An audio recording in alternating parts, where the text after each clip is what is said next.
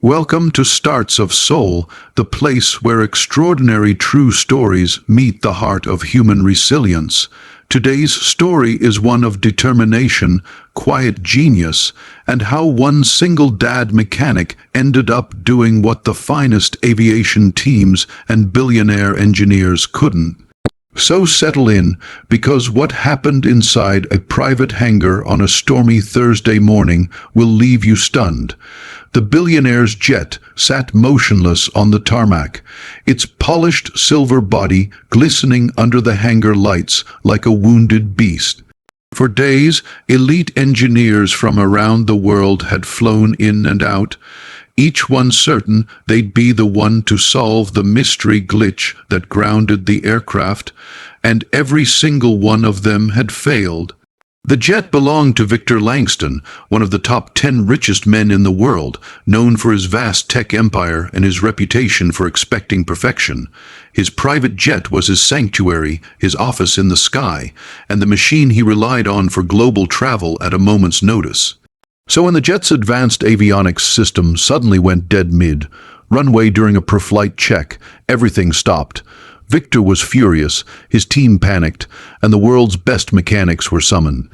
For 4 days, no one could figure out what was wrong. Then, almost as an afterthought, someone on the maintenance staff mentioned a local mechanic, a quiet single dad who had a reputation for solving problems nobody else could. A man named Samuel Reed. Sam wasn't famous. He didn't wear a badge from an Ivy League engineering school. He wasn't part of any elite technical team.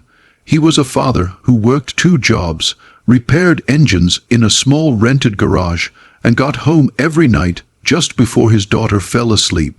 He fixed things because he had to. He learned because life forced him to. But everyone who knew him said the same thing.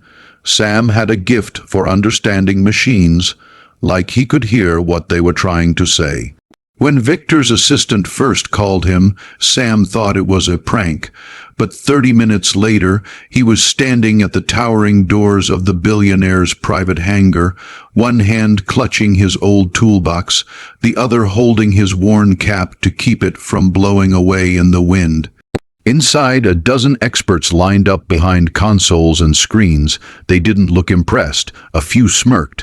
One whispered, "We already tried everything. This is a waste of time." Another shook his head and muttered, "This guy works on delivery vans, not jets." Sam ignored the whispers. He always had.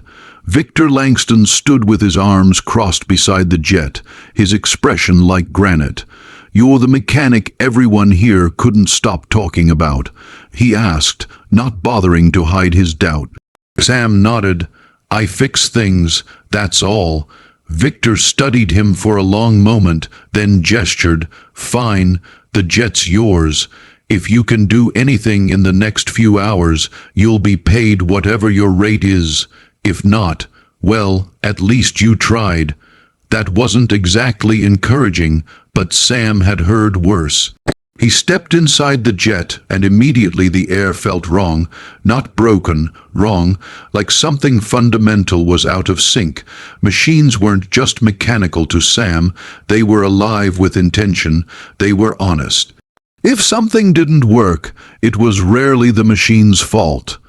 He began with the basics, even though the experts said they had already checked every connection, every circuit, every diagnostic pathway. But Sam didn't use their advanced portable terminals or predictive analytics tools.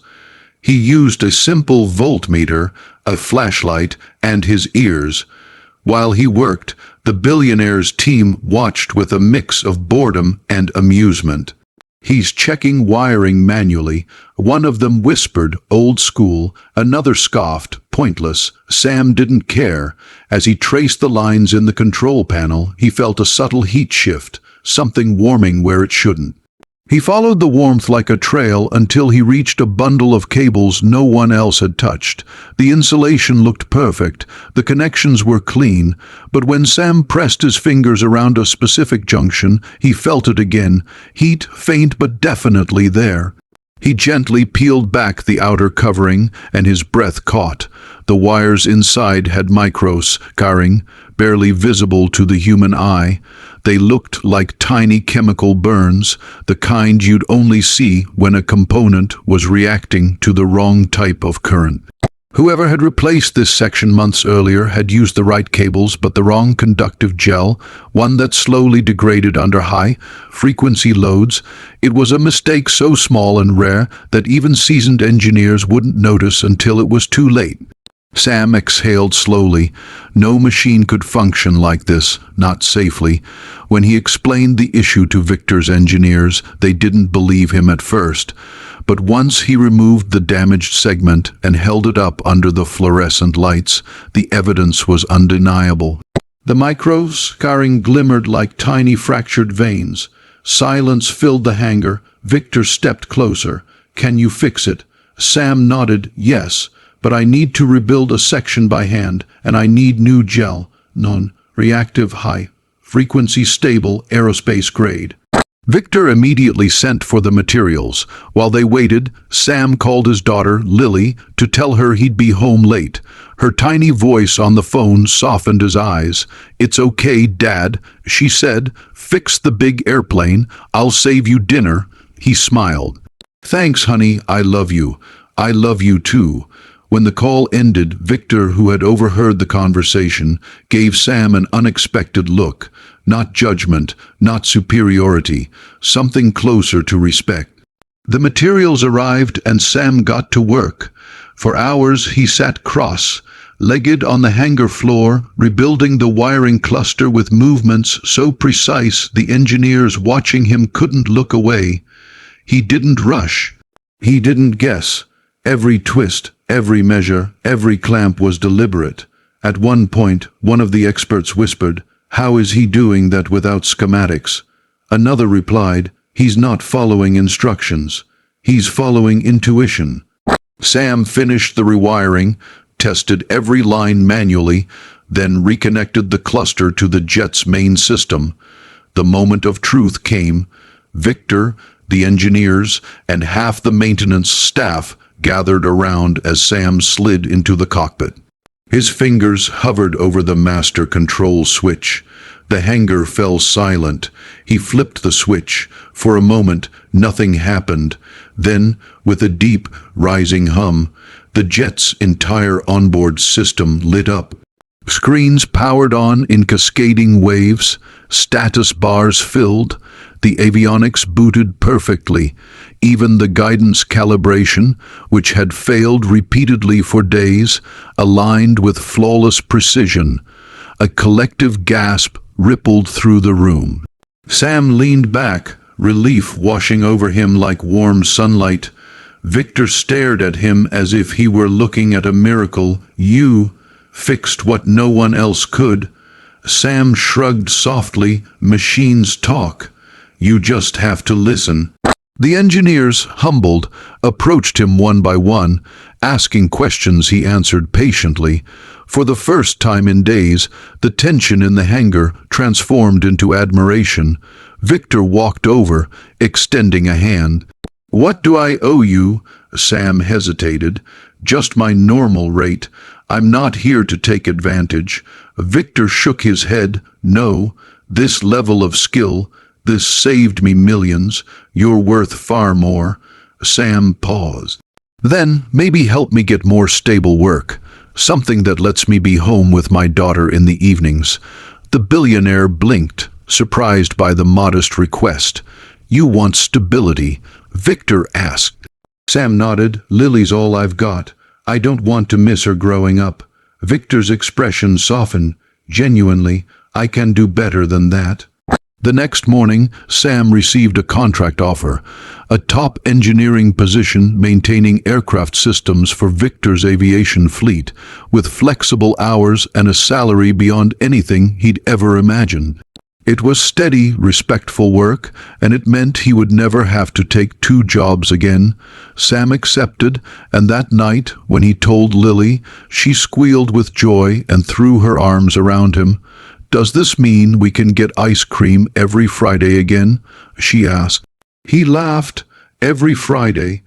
Months passed, and under Sam's care, Victor's fleet became the most reliable in the industry. Word got out about the mechanic who fixed the unfixable jet, but Sam never let it change who he was. He still picked up Lily from school, still cooked dinner in their small but cozy apartment, still listened to the hum of machines and the rhythm of the world around him. One day, Victor invited Sam and Lily to a charity gala. When introducing Sam to industry leaders, he didn't call him an employee. He called him the man with the rarest kind of brilliance, humble genius. And in that moment, Sam realized something profound. It wasn't fame or wealth that made a person extraordinary.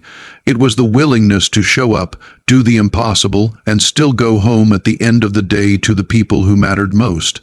The billionaire's jet flew perfectly from that day on, but the real story wasn't about a machine being fixed. It was about a single dad whose quiet talent changed his life and the lives of those around him, simply because he never stopped believing in the power of patience, precision, and love. If you enjoyed this story, make sure to like, comment, and subscribe to Starts of Soul for more incredible true tales that inspire and uplift. Your support helps us bring more stories like this to life. Thank you for watching, and until next time, keep your heart open and your soul curious.